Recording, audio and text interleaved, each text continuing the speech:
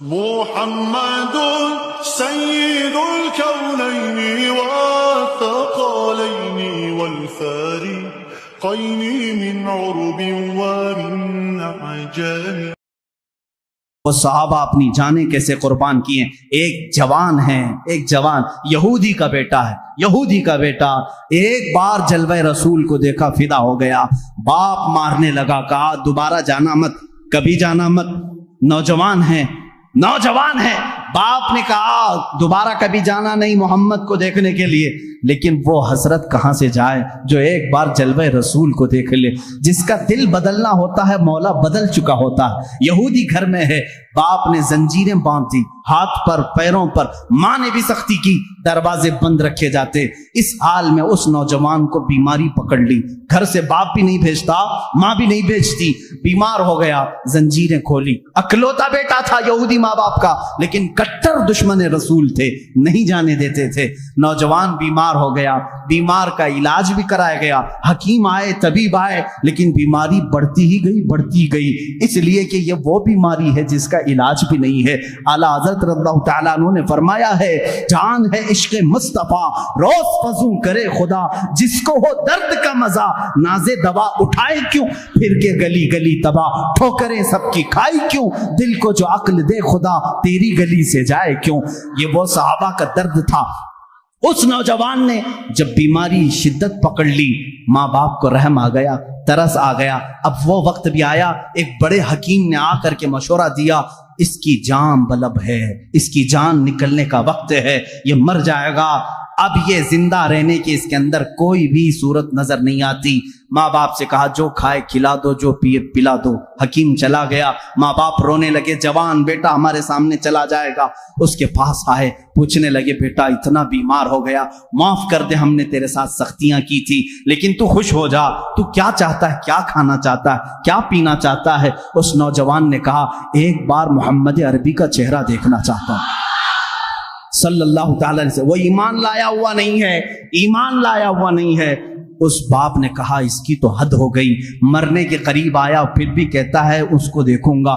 ماں نے روتے ہوئے کہا ایک بار تو بیٹے کی مان لو، کہہ دو محمد صلی اللہ علیہ وسلم کو دیکھنے کی اجازت دی جائے. وہ یہودی کہلا بھیجا ایک صحابی کے ذریعے کہ جاؤ محمد صلی اللہ علیہ وسلم سے کہہ دو میرا بیٹا بڑا بیمار ہے، ایک بار وہ میرے گھر آئیں، وہ دیکھنا چاہتا ہے مرنے سے پہلے. حضور صلی اللہ تعالیٰ علیہ وسلم صبح کا وقت تھا، فجر کے بعد کا وقت تھا. حضور صلی اللہ علیہ وسلم سے جیسے ہی اس نے آ کر کے کہا اپنے صحابہ سمیت کہے چلو ہم اس کو دیکھنے کے لیے نکلتے ہیں. اللہ کے نبی صلی اللہ تعالیٰ علیہ وسلم تشریف لائے اور اس یہودی کے گھر میں جب بستر کے قریب گئے، اللہ اس کی جان میں جان آ گئی.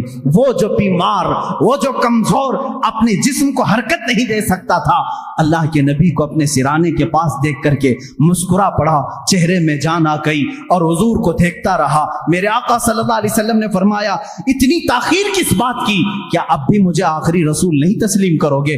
اس نے کہا لا الہ الا اللہ محمد الرسول اللہ. میرے آقا صلی اللہ تعالیٰ علیہ وسلم نے اپنا دست مبارکہ اس کے چہرے پر رکھا تھا. میرے آقا کے جسم اقدس کی، دست اقدس کی ٹھنڈک پہنچی اور روح قبض عنصری سے پرواز کر گئی. وہ صحابیت کے مقام کو پہنچ گئے. جانتے ہیں کیسا صحابی؟ صحابی کسے کہتے ہیں جانتے ہیں؟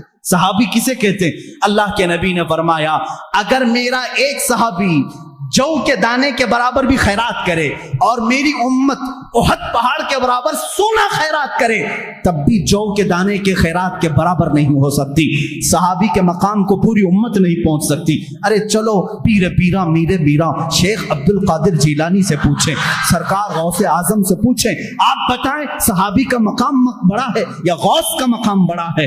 ہم تو غوث کہتے ہیں نا شیخ عبد القادر جیلانی کو. غوث پاک نے کیا کہا؟ ارے تو غوث اور صحابی کے مقام کی بات کرتا ہے، سن صحابی کا مقام کیا ہے. وہ صحابی جو رسول اللہ کے ساتھ گھوڑے پر بیٹھ کر کے جہاد میں جایا کرتے تھے، جس گھوڑے پر صحابی بیٹھتے تھے اس گھوڑے کے ٹاپ کے نیچے سے جو دھول اڑتی تھی وہاں تک بھی غوث کا مقام نہیں پہنچ سکتا. غوث کا مقام وہاں تک نہیں پہنچ سکتا. صحابی کے گھوڑے کے ٹاپ کے نیچے کی دھول تک اس صحابی کے مقام کو غوث نہیں پہنچ سکتا. اور غوث ہزاروں عبادتیں کر چکا ہے، ہزاروں ریاضتیں کر چکا ہے، لیکن آؤ اس جوان صحابی کے مقام کو تو دیکھو۔ صبح کے وقت میرے آقا تشریف لائے ہیں اور چند منٹوں کے بعد انتقال بھی ہو گیا ہے، اور صحابیت کا مقام، اور حد یہ ہے کہ پوری زندگی میں ایک نماز پڑھنے کا بھی وقت نہیں آیا۔ فجر سے ظہر کے بیچ میں ایمان لائے، فجر سے ظہر کے بیچ میں ایمان لائے اور دنیا سے چلے بھی گئے، اور مقام کون سا حاصل کیا؟ صحابیت کا، غوث سے بھی بڑا مقام۔ یہ برکت تھی صرف جلوہ رسول کو دیکھنے کی۔ انہیں نہ دیکھا تو کس کام کی ہیں یہ آنکھیں کہ دیکھنے کی ہے ساری بہار آنکھوں میں، اگر رسول اللہ کو نہ دیکھا تو کس کام کی ہیں یہ آنکھیں۔ میرے عزیزو، صحابہ کے معاشرے کو میں بتا رہا تھا، آج میں اپنی گفتگو کو یہیں پر سمیٹتا ہوں اور سب کو جا کر کے یہ دعوت فکر دیتا ہوں۔ اگر جذبہ پیدا کرنا ہو تو آپ کو فلمی ہیرو اور دنیاوی کیریکٹر کو نہیں، آج میں اپنے نوجوانوں کو دیکھ کر کے کبھی کبھار سہم جاتا ہوں۔ تمہارے بال کس کی علامت ہیں؟ تمہارے کپڑے کس کی علامت ہیں؟ تم اپنے لباس کو پھاڑ کر کے پہن رہے ہو اس لیے کہ فلاں فلم میں کسی ہیرو نے کپڑے پھاڑ کر کے پہنے تھے۔ تم اپنے لباس کو دیکھو ذرا، اور تم اپنے بالوں کو لہراتے ہو کسی ہیرو کے سٹائل میں۔ تم غلام ان کے نہیں ہو، تم غلامی میں بندھے ہو رسول اللہ کی۔ تم کبھی یہ جا کر کے کیوں نہیں پوچھتے میرے آقا صلی اللہ علیہ وسلم کا لباس کیا تھا؟ چلو وہ اگر لباس نہ ملے تو کم سے کم یہ تو پوچھتے میرے نبی کو کون سی شکل پسند تھی، کون سی غذا پسند تھی۔ یہ وہ صحابہ تھے جو حضور کے ہر غذا کو چن چن کر کے پسند کر کے کھایا کرتے تھے۔ حضرت عثمان رضی اللہ تعالیٰ عنہ، حضرت ابو بکر، یہ وہ صحابہ ہیں۔ دسترخوان پر ایک بار کدو آئے، لوکی شریف آئی، کسی نے کہا مجھے یہ پسند نہیں ہے، صحابی کھڑے ہوئے اور تلوار نکالی، کہا واپس لے اپنے جملے کو نہیں تو قتل کر دوں گا۔ کہا کیوں؟ کدو نہ کھائیں گے تو قتل کریں گے۔ کہا نہ کھانا نہ کھا، لیکن یہ نہ کہہ کہ پسند نہیں، اس لیے کہ یہ کدو میرے نبی کو پسند ہے، میں برداشت نہیں کر سکتا اس چیز کو۔ وہ صحابہ کا ایمان تھا۔ صدیق اکبر کے بیٹے کہتے ہیں میں کافروں کی طرف سے آیا تھا جنگ بدر میں، آپ حضور کی طرف سے آئے تھے، بعد میں وہ ایمان لائے۔ وہ بیٹے کہتے ہیں آپ 3 بار میری تلوار کے نیچے آ گئے تھے لیکن میں مارا نہیں، آپ باپ تھے۔ صدیق اکبر کہتے ہیں قسم خدا کی اگر تو ایک بار بھی آتا تو میں کاٹ دیتا، اس لیے کہ تو آیا تھا دشمنان رسول کے ساتھ۔ یہ صحابہ کا ایمان تھا۔ حضرت عمر رضی اللہ تعالیٰ عنہ راستے سے جا رہے ہیں، ایک بار درخت کے نیچے سے اپنا امامہ اس پہ لٹکانے لگے، اچھل اچھل کے گھوڑے پر بیٹھے۔ لوگوں نے کہا یہ کیا ماجرا ہے، امامہ لٹکا رہے ہیں اس پر۔ حضرت عمر کہتے ہیں ایک بار میں نبی کے ساتھ یہاں سے جا رہا تھا، یہ درخت کی ٹہنی تھوڑی نیچے لٹک رہی تھی، میرے آقا کا امامہ اس میں الجھ گیا تھا، حضور کا امامہ کھل گیا، میرے آقا نے پھر سے اس کو باندھا اور چلے گئے۔ آج میں یہاں سے گزر رہا تھا، ٹہنی اوپر ہے لیکن میں چاہتا تھا کہ نبی کی ادا پر عمل کر لوں، حضور کی ایک ادا بھی چھوٹنے نہ پائے۔ امام احمد بن حنبل ہیں، کہتے ہیں مجھے تربوز بہت پسند تھا، کلنگڑ بہت پسند تھا، اور میں نے سنا ہے کہ حضور نے بھی کھایا ہے، میرے آقا صلی اللہ علیہ وسلم نے بھی تناول فرمایا، لیکن زندگی بھر خالی دیکھتے تھے اور کھائے نہیں۔ پوچھا لوگوں نے کیوں نہیں کھاتے، آپ کو معلوم ہے، آپ کو بھی اچھا لگتا ہے، حضور نے بھی کھایا ہے۔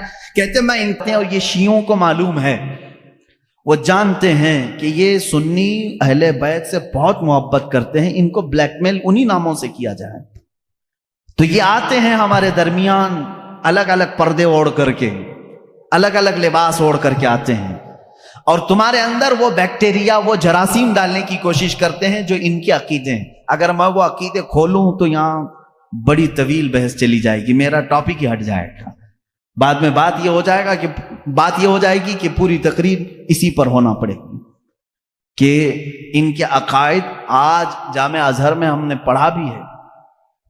یہ لوگ حضرت علی کرم اللہ وجہہ الکریم کو انبیاء اکرام سے افضل کہتے ہیں۔ ہم بھی حضرت علی کی محبت اور ان کی تعظیم کو اپنا ایمان کا حصہ سمجھتے ہیں، لیکن رسول پاک صلی اللہ علیہ وسلم اور انبیاء سے بڑھ کر کے نہیں، نبی سے بڑھ کر کے کوئی غیر نبی نہیں ہو سکتا۔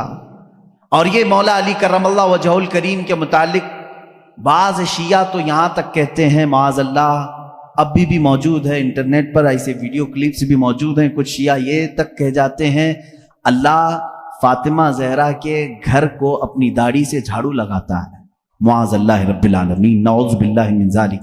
یہ ایسے جملے ہیں جس کو کہنے سے بھی دل کتراتا ہے۔ اہل بیت کی محبت سر آنکھوں پر، لیکن ان کو خدا کے درجے تک پہنچانا یہ شرک ہے۔ یہی تو عیسائیوں نے کیا۔ عیسائی پہلے صحیح مومن تھے، لیکن چلتے چلتے بعد میں انہوں نے عیسیٰ علیہ السلام کو خدا کا بیٹا کہنا شروع کر دیا، حضرت مریم کو خدا کی بیوی کہنا شروع کر دیا۔ اسی طرح شیعہ بگڑ گئے۔ سارے شیعوں کی بات نہیں کر رہا، اس میں کچھ فرقے ہیں جو غلات ہیں، غالی شیعہ ہیں، اللہ ان کی نحوستوں سے محفوظ رکھے۔ اسی لیے میرے عزیزو، اہل سنت و جماعت کا دامن کبھی ترک نہ کرنا، کبھی نہ چھوڑنا۔ یہ ایسا درمیانی راستہ ہے جس مسلک میں آج ہمیں صحابہ کی تعظیم بھی سکھائی جاتی ہے اور اہل بیت اطہار کی تعظیم بھی سکھائی جاتی ہے۔ یہاں ایک بال برابر بھی ہمیں ادھر سے ادھر ہونے نہیں دیا جائے گا، ایک بات سمجھ کر کے چلیں۔ اور جب ایسے موضوعات چھڑ جائیں کہیں مجلسوں میں، یہ بات بھی سمجھ کے چلو، صحابہ کو ایک طرف لے کر کے، اہل بیت کو ایک طرف لے کر کے، آج انٹرنیٹ پر کچھ ایسے مناظرے کرنے والے ہیں، فیس بک کے مناظر بہت سے ہیں، سوشل میڈیا کے بڑے بڑے مناظر ہیں، نکڑ پر بیٹھ کر کے اور گٹر پہ بیٹھ کر کے مناظرے کرتے رہتے ہیں۔ کس بات پر؟ کہ صدیق اکبر افضل ہیں، کہ مولا علی افضل ہیں، فاطمہ زہرا خطا پر تھیں، کہ حضرت ابو بکر خطا پر تھے، معاذ اللہ۔ تم ہوتے کون ہو ان باتوں کو چھیڑنے والے؟ 14 صدیاں گزر گئیں، نہ تم ان کے زمانے میں ہو، نہ تمہارے باپ داداؤں نے انہیں دیکھا ہے، اور آج بیٹھ کر کے تمہارا ایمان کتنا ہے، تمہارا عمل کتنا ہے، تمہارا علم کتنا ہے، اتنی مقدس ہستیوں پر تم آج انٹرنیٹ پر بیٹھ کر کے مناظرے کر رہے ہو۔ ان بحثوں کو چھوڑو، شیطان یہاں تمہارا ایمان تباہ کر دے گا۔ جب ایسی باتیں آ جائیں، صحابہ اکرام کے آپس کے جو بھی معاملات ہوئے ہیں، تو ان باتوں کو جب بھی کوئی تمہارے درمیان چھیڑے تو اتنا کہیں کہ ان دونوں کا معاملہ وہ حل کرے گا جو ان دونوں سے بڑا ہوگا۔ میں کون ہوں؟ میں تو 14 صدیوں کے بعد آیا ہوا ایک چھوٹا سا بچہ ہوں۔ اگر ان صحابہ کے درمیان کچھ معاملات ہوئے ہیں تو اللہ موجود ہے، رسول کریم صلی اللہ علیہ وسلم ان کے سرپرست ہیں، دیکھا جائے گا قیامت کے دن ان کے جو بھی معاملات ہوں گے اللہ ان کا فیصلہ فرمائے گا۔ تم کیوں اپنا ایمان خراب کرتے ہو؟ میری بات سمجھ میں آ رہی ہے؟ صحابہ کرام کی بات آئے، اہل بیت کی بات آئے، یا ان کے آپسی کچھ بھی معاملات کی بات آئے، تو وہاں سے اپنا دامن اٹھا لینا، فوراً اس محفل کو چھوڑ دینا، اپنی رائے دینے کی بھی کوشش مت کرنا کہ کون صحیح تھا کون غلط تھا۔ یہ تمام معاملات میں اپنی رائے بھی مت دو، اس لیے کہ پھر تمہاری بھی پکڑ ہوگی۔ جس دن تم یہ کہو گے تو قیامت کے دن تم سے بھی پوچھا جائے گا، تم ان دو بڑے لوگوں کے درمیان فیصلہ کرنے کے لیے بیٹھے تھے، پہلے تو بتا تیرے اعمال کہاں، تم فیصلہ کرنے کے قابل ہو؟ اس لیے میرا تو طریقہ یہ ہے، جب بڑوں کی بات آئے، بزرگان دین، سلف صالحین، صحابہ تابعین کی بات آئے، کچھ بھی ان کے درمیان اگر اختلاف بھی ہوا ہو تو ان تمام اختلافات کو اللہ کے حوالے کر دو، اللہ رب العزت کے حوالے کر دو، وہ احکم الحاکمین ہے، قیامت کے دن فیصلہ فرمائے گا۔ عزیزان گرامی وقار، صحابہ اکرام کے بارے میں آج کیوں کہہ رہا ہوں آپ کو معلوم ہے؟ آپ رسول کریم صلی اللہ تعالی علیہ وسلم پر ایمان لاتے ہیں، حضور کو خاتم النبیین مانتے ہیں، اللہ کے نبی صلی اللہ تعالی علیہ وسلم کی ہر بات کو تسلیم کرتے ہیں، رسول کریم صلی اللہ تعالی علیہ وسلم کی ہر بات کو تسلیم کرتے ہیں۔ اب چلیے آپ مسلمان ہیں، مجھے یہ بتاؤ رسول کریم صلی اللہ تعالی علیہ وسلم نے کب آپ سے کہا کہ فجر کی نماز پڑھو، ظہر کی نماز پڑھو، عصر کی نماز پڑھو؟ آپ سے ڈائریکٹ آ کر کے حضور نے فرمایا؟ نہیں فرمایا۔ حضور اکرم صلی اللہ علیہ وسلم نے کس سے فرمایا؟ کس سے فرمایا؟ اپنے صحابہ سے فرمایا۔ جو کچھ بھی میرے آقا کی زبان سے نکلا وہ پورا کیا ہے؟ دین ہے۔ وہ پورا کیا ہے؟ دین ہے۔ قرآن میرے آقا کی زبان سے نکلا، اللہ تعالیٰ نے وہی فرمائی اور حضور نے پڑھ کر سنایا۔ کس کو سنایا؟ صحابہ کو سنایا۔ رمضان کے 30 روزے رکھنا ہے، حضور نے کس کو بتایا؟ صحابہ کو بتایا۔ حج فرض ہے، میرے آقا نے کس کو بتایا؟ صحابہ کو بتایا۔ زکوٰۃ فرض ہے، میرے آقا نے کس کو بتایا؟ یہ میرا پورا دین میرے آقا نے صحابہ کو بتایا۔ اگر ان صحابہ کو ہٹا دیا جائے تو پھر ہمارا دین کچھ بھی نہیں ہے۔ ہم تک اگر دین کو منتقل کیا ہے، ٹرانسفر کیا ہے، تو کس نے کیا؟ صحابہ اکرام نے۔ ان کو چھوڑ کر کے تم کوئی فیصلہ نہیں لے سکتے۔ صحابہ اکرام رضوان اللہ تعالی علیہم اجمعین نے روایتیں کی، حضور صلی اللہ علیہ وسلم کی باتیں ہم تک منتقل کی. ارے یہ قرآن جس پر کل آپ نے پوری مفصل گفتگو سنی ہے، یہ پورا قرآن بھی اگر محفوظ ہم تک پہنچانے میں بڑا کردار ادا کیا ہے تو صحابہ اکرام نے کیا. حضور صلی اللہ علیہ وسلم سے انہوں نے جتنا سنا تھا سب کچھ انہوں نے لکھا اور جمع کیا، اور امت بعد میں آنے والی امت کو یہ امانت پہنچائی. اس لیے صحابہ اکرام کے معاملات کو سنو. اور میں آج دعوت فکر دیتا ہوں میرے ہر بچے کو، ہر دوست اور میرے ہر بھائی کو، کہ اب دوسروں کی ادھر ادھر کی تاریخ پڑھنے سے بہتر ہے کہ پہلے تم صحابہ کی تاریخ پڑھو. یہ تمہیں رسول کریم صلی اللہ تعالی علیہ وسلم کا حقیقی عشق اور محبت سکھاتے ہیں. ہم تو تقریروں میں بتاتے ہیں، یہ الگ معاملہ ہے، لیکن صحابہ جو اپنے عمل سے بتاتے ہیں اس کی مثال ملتی نہیں ملے گی. رسول کریم صلی اللہ تعالی علیہ وسلم کی جو اطاعت، فرما برداری، جو حضور اکرم صلی اللہ علیہ وسلم کا ادب و احترام انہوں نے کہہ کر کے نہیں کر کے دکھایا ہے، وہ اس کی کوئی بھی مثال آج تک نہیں ملتی. چند صحابہ اکرام کی میں باتیں بتاؤں، کتنی محنت، مشقت اور دقت سے یہ اسلام میں آئے اور جمے رہے. ان کے بارے میں قرآن کہتا ہے ان الذین قالوا ربنا اللہ ثم استقاموا، بے شک وہ لوگ جنہوں نے کہا اللہ ہمارا رب ہے پھر اس پر جمے رہے. تتنزل علیہم الملائکہ، اللہ فرماتا ہے ان پر رحمت کے فرشتے اتارے جاتے ہیں. یہ صحابہ کے بارے میں بات آئی.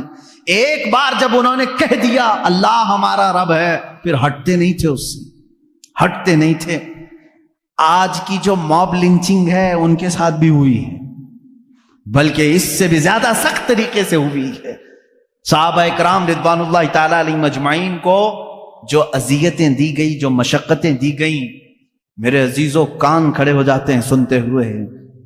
ان میں جو اذیتیں سہنے والے حضرت خباب بن الارت رضی اللہ تعالیٰ عنہ، جب یہ مدینہ طیبہ آئے، حضرت خباب رضی اللہ تعالیٰ عنہ ان کی پیٹھ پوری گل چکی تھی.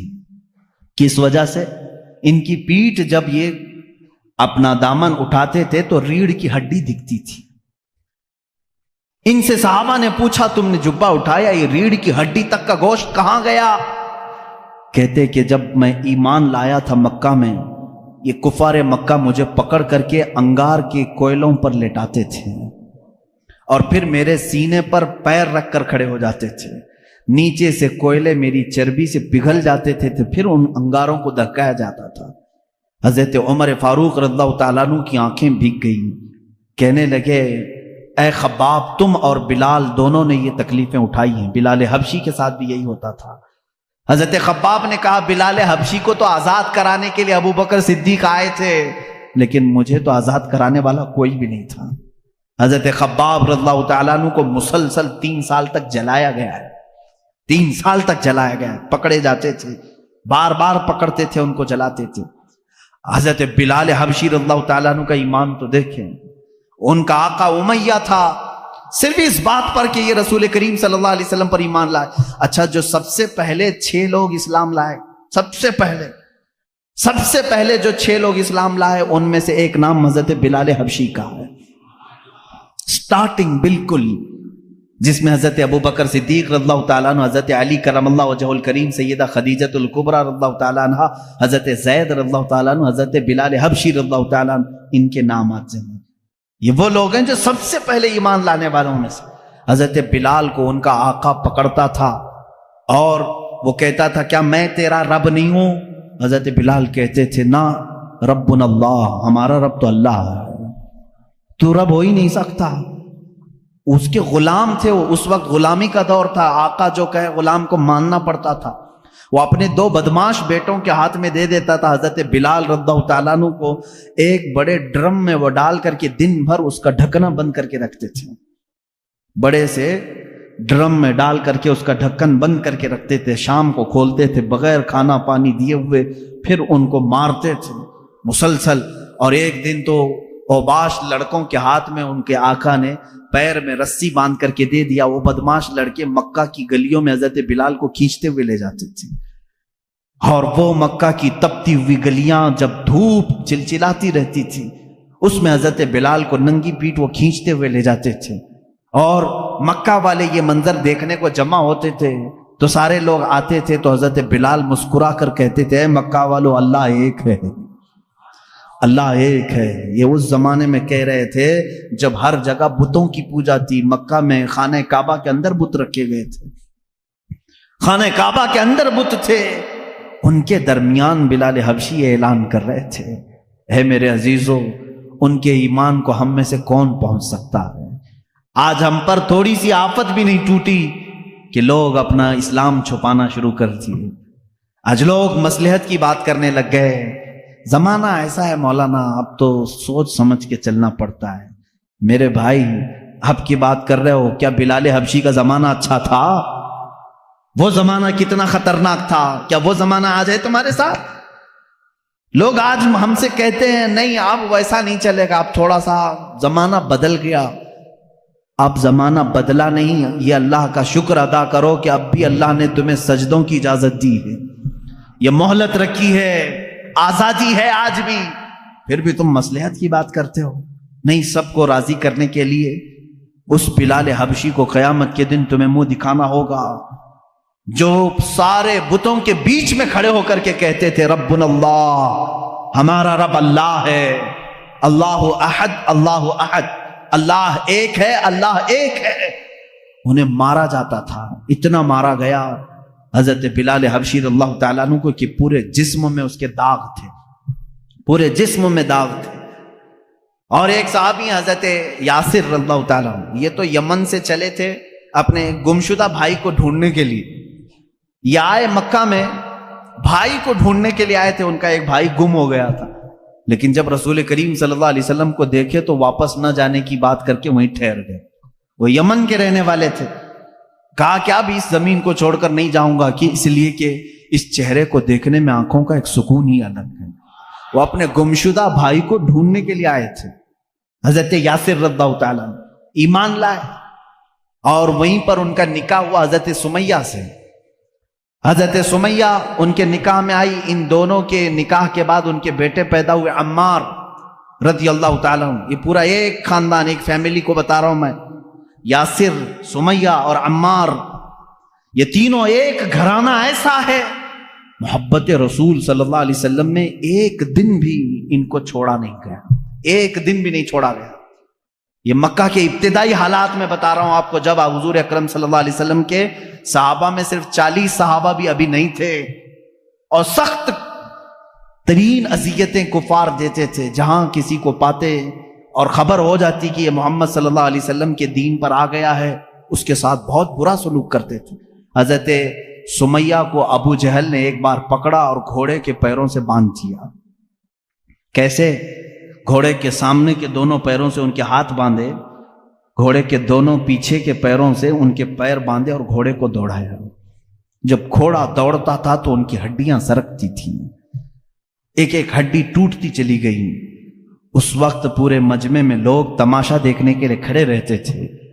اللہ ان کی مرقد پر گوہر باری کرے۔ سیدہ سمیہ رضی اللہ تعالیٰ عنہ اس حالت میں بھی کہتی تھیں اللہ احد اللہ احد، اللہ ایک ہے، اللہ ایک ہے، تم ہم سے ہمارا ایمان نہیں لے سکتے۔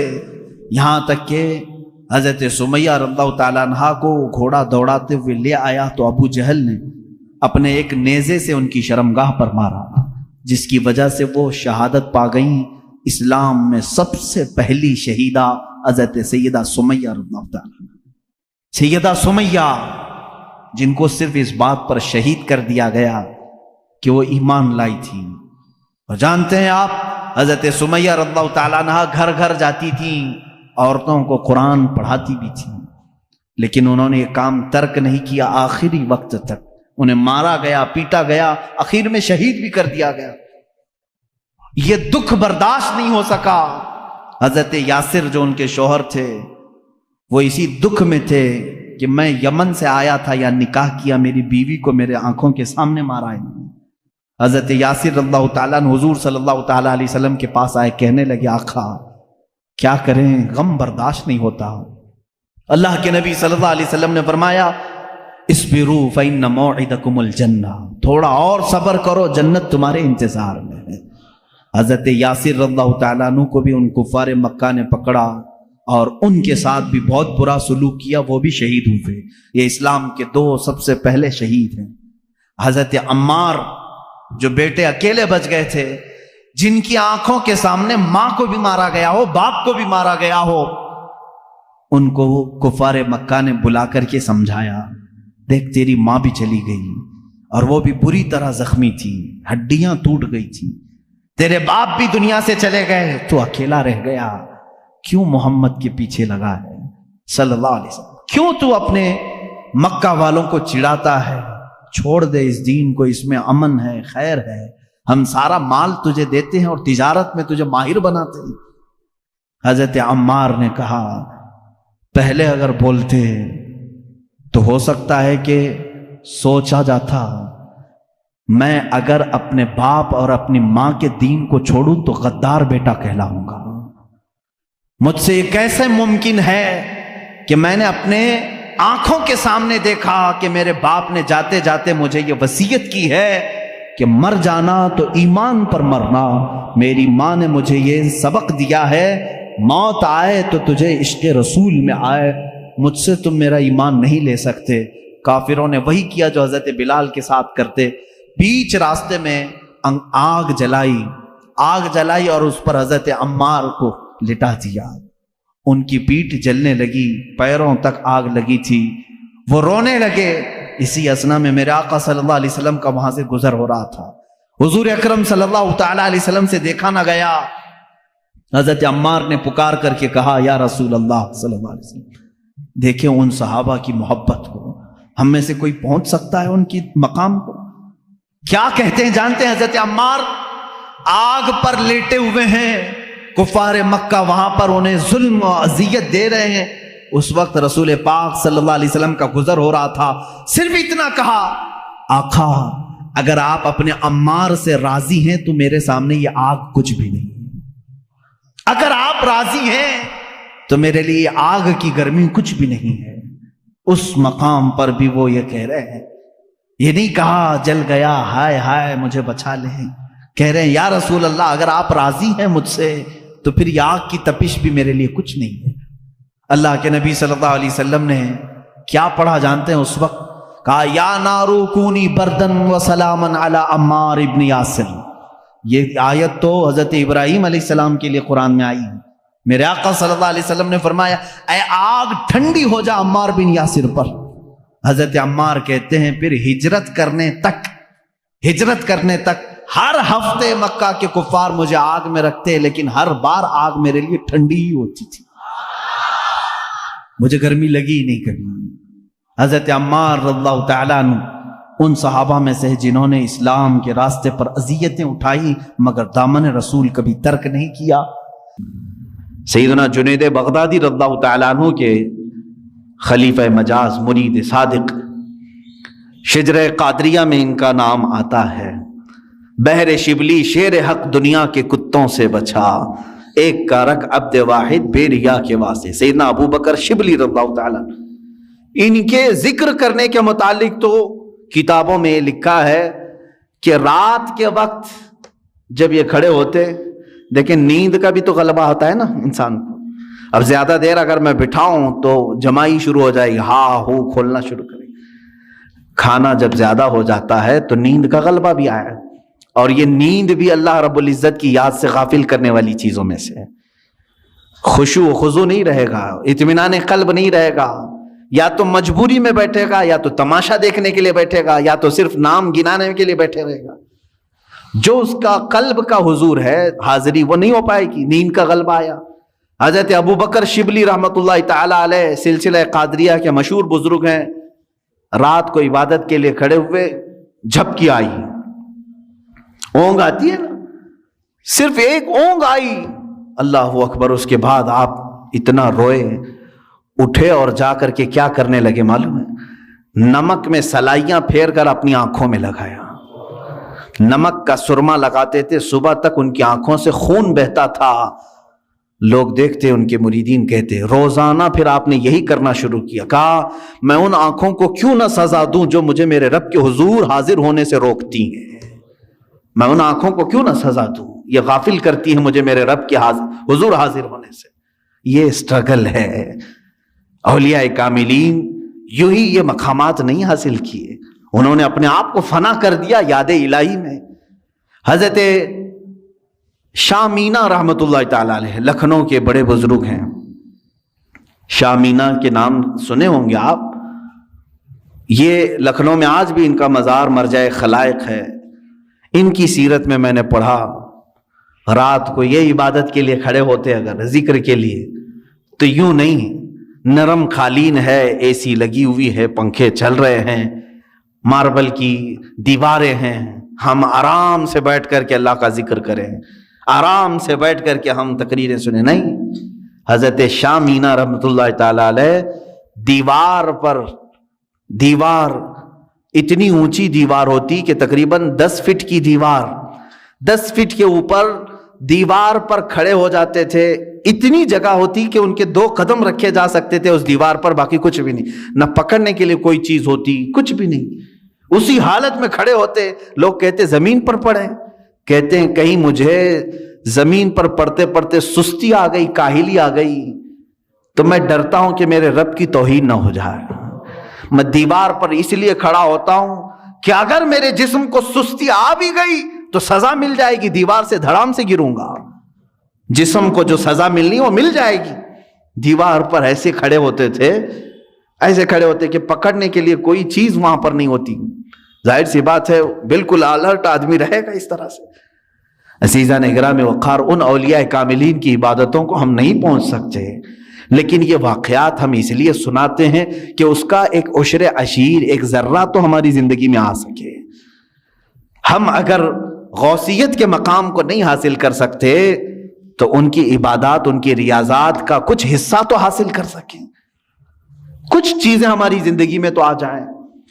آج ہم برسوں سے ذکر کی مجلسوں کو چھوڑے بیٹھے ہوئے ہیں, نہ ہمیں کوئی کرانے والا ہے نہ ہم کرنے جا رہے ہیں. کبھی آپ نے دیکھا ہمارے گھروں میں ساری چیزیں بالکل جیسی چلتی تھی ویسی چل رہی ہیں, کھانا اپنے وقت پر چلتا ہے, اور کچھ لوگوں کی ہاں بالکل فکس ہے, چل رہا ہے, سیریل اس وقت چلنا ہے, فلم اس وقت چلنا ہے, وہ ریگولر چل رہا ہے, ناغا اس میں نہیں ہوتا ہے. چلیں کچھ اچھے گھر ہیں وہاں تقریریں چل رہی ہیں, نعتیں چل رہی ہیں, ٹھیک ہے, یہ سب چل رہے ہیں. کبھی آپ نے اپنے ضمیر سے پوچھا اللہ کا ذکر کہاں گیا میری زندگی سے؟ اللہ کا ذکر کہاں گیا؟ کیا میں اپنے گھر والوں کو لے کر کبھی بارگاہ رب العزت میں ذکر کے لیے مشغول ہوتا ہوں؟ نہیں ہے. سالوں سال کی فہرست نکال کر کے دیکھیں تو کوئی مجلس ذکر نہیں ملتی, کوئی محفل ذکر نہیں ملتی. آج تو حال یہ ہے کہ دنیا یہ چاہتی بھی ہے کہ تم اللہ سے اتنے دور ہو جاؤ کہ تمہیں احساس بھی نہ ہو کہ خدا ہے. معاذ اللہ رب العالمین. مجھے آج ہی اس بات کا احساس بھی ہو رہا تھا. ممبئی میں آج ممبئی کے ہمارے بچے آئے ہوئے ہیں, 6 مہینے کے بعد آج انہوں نے جمعہ کی نماز پڑھی. اس طرح سے مجمع میں آج بھی مسجدیں بند ہیں وہاں پر. افسوس ہوتا ہے مجھے, دلی افسوس ہے. جس مسجد کا میں خطیب ہوں, امام ہوں, اس مسجد کو بھی آج تالا لگا ہوا ہے. 4 یا 5 لوگ نماز کے لیے حاضر ہوتے ہیں. میں یہ بات کیوں کہہ رہا ہوں معلوم ہے؟ باقی سارے لوگ جو وہاں پر ہیں اتنا عرصہ بغیر رب ذوالجلال کی بارگاہ میں گئے گزارا نہ, تو اب دل سخت ہو گئے, اب دلوں میں کالک پڑ گئی, مہریں لگنے کا وقت آ گیا. مسجد کے پاس سے گزر جاتے ہوں گے, اندر جانے کا خیال بھی نہیں آتا ہوگا. ہاں میں سب کی بات نہیں کر رہا ہوں, کچھ کو تو دل دکھتا بھی ہوگا, اندر جائیں کیسے, میرے مولا کے حضور اپنی پیشانیاں کیسے ٹیکیں. عزیزان گرامی وقار, سیدنا ابراہیم بن ادھم رضی اللہ تعالیٰ عنہ فرماتے ہیں مجھ سے دنیا پوری چھین لی جائے میں کسی پر واویلا نہ کروں گا, لیکن اگر میرے لیے اللہ کی کسی مسجد کا دروازہ بند ہو گیا تو میری موت ہے. فرماتے میری موت ہے. حضرت ذوالنون مصری رضی اللہ تعالیٰ عنہ, یہ وہ بزرگ ہیں جنہوں نے 40 سال مسجد میں اعتکاف کیا لیکن ٹیک تک نہیں لگائی دیوار کو, مسجد کی دیوار کو سہارا تک نہیں لیا. وہ مسجدوں میں ان کا دل لگا ہوا ہوتا تھا. حدیث آپ پڑھ کر کے دیکھیں, اللہ کے حبیب صلی اللہ علیہ وسلم فرماتے ہیں 7 لوگ ایسے ہیں جن کو قیامت کے دن بھی اللہ اپنے عرش کا سایہ عطا کرے گا, جب کسی پر کوئی سایہ نہیں ہوگا. سورج سوا نیزے کے فاصلے پر کھلا رہے گا، لیکن 7 قسم کے لوگ ایسے ہوں گے جن کو اللہ قیامت کے دن محشر کے میدان بھی سایہ عطا کرے گا، عرش کا سایہ ملے گا، وہ چھاؤں میں کھڑے ہوں گے۔ وہ کون ہے؟ وہ 7 قسم کے لوگ پھر کبھی ذکر کروں، ان میں سے ایک بندہ ایسا ہے جس کے بارے میں میرے آقا صلی اللہ علیہ وسلم فرماتے ہیں رجل تعلق قلبہ بالمساجد، وہ آدمی جس کا دل مسجدوں میں لٹکا ہوا ہے۔ لٹکا ہوا ہے مطلب لگا ہوا ہے، اب اذان ہو کہ میں مسجد میں جاؤں، اب اذان ہو کہ میں مسجد میں آؤں۔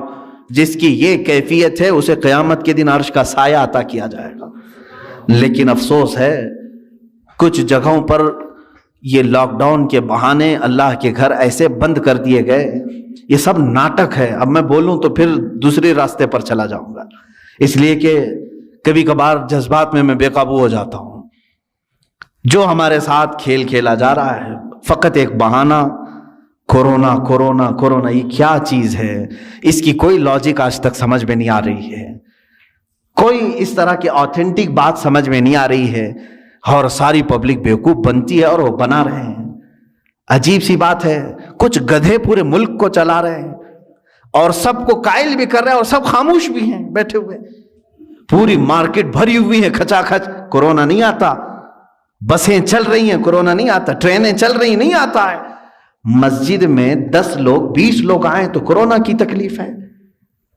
کسی بھی جگہ کی بات، آج پورے ممبئی کے مال کھل گئے، مال پورے کھلے ہوئے ہیں، مال میں بھیڑ نہیں ہوتی، اور باقی وہاں کی مارکیٹوں کا آج جا کر کے آپ اندازہ کریں۔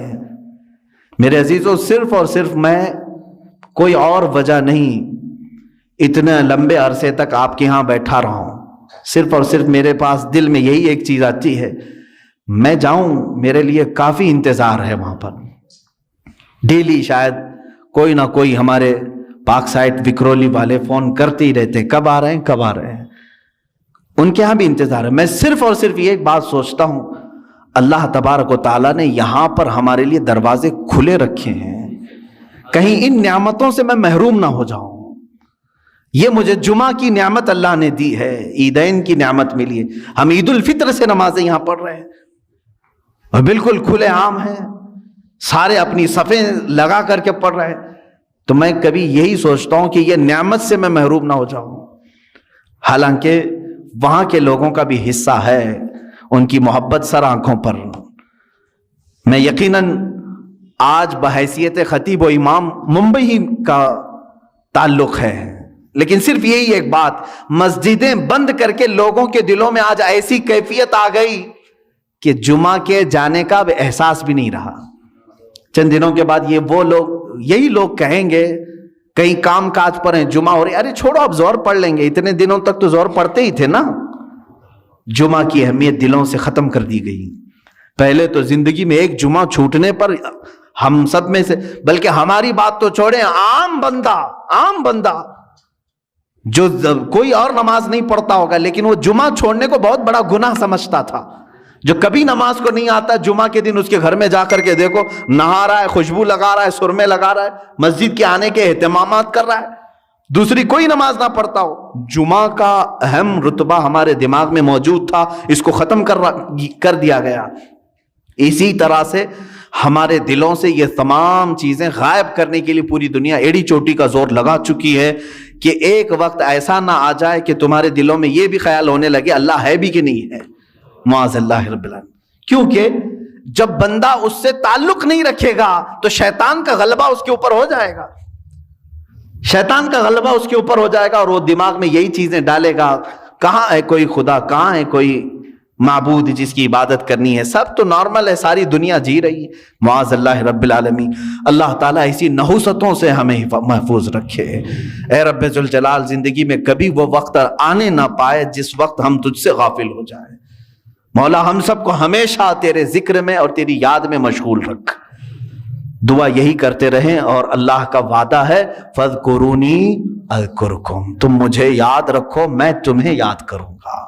اور اللہ کا وعدہ سچا ہے، جس نے اسے ذکر کے ذریعے آج یاد کیا، مولا تعالیٰ اس وقت تمہیں یاد کرے گا جب دنیا تمہیں بھول چکی ہوگی۔